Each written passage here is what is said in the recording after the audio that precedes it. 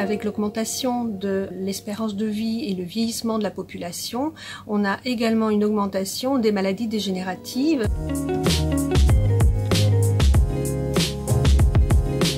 La maladie d'Alzheimer, l'ostéoporose, l'arthrose. Toutes ces maladies sont caractérisées par l'accumulation dans les tissus de cellules dites sénescentes. C'est dans ce contexte que le projet Sénoa a reçu un financement de la Fondation européenne Foreum afin de financer la recherche sur la sénescence associée à l'arthrose.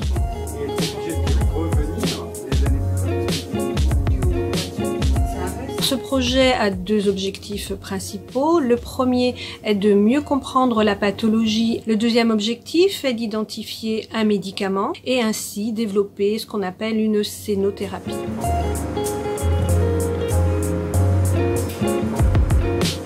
Pour mener à bien ce projet ambitieux, nous avons réuni 7 partenaires européens parmi les équipes les plus performantes dans le domaine de l'arthrose.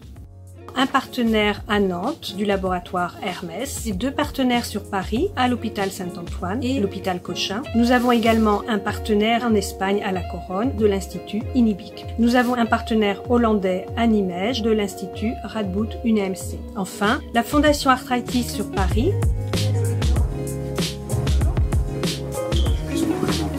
L'équipe et les recherches que vous faisiez.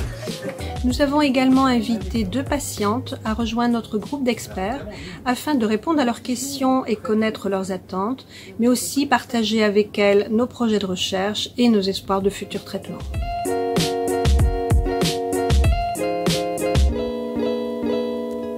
Avant de visiter le laboratoire aujourd'hui, j'avais une vision assez incomplète, un peu caricaturale, du chercheur isolé dans sa tour d'ivoire.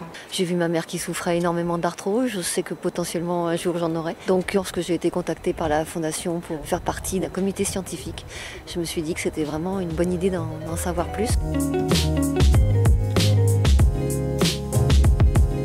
Il y a 2 mondes qui existent, c'est le monde de la recherche et il y a les patients. Eh bien, le boulot de la Fondation dans le projet Sénoa, c'est d'essayer de lier ces 2 mondes-là pour qu'ils puissent comprendre et intégrer leurs avis, leurs émotions et leurs attentes et de pouvoir tirer la science vers des solutions thérapeutiques, vers de la prévention et vers un impact que peut avoir cette recherche auprès du patient.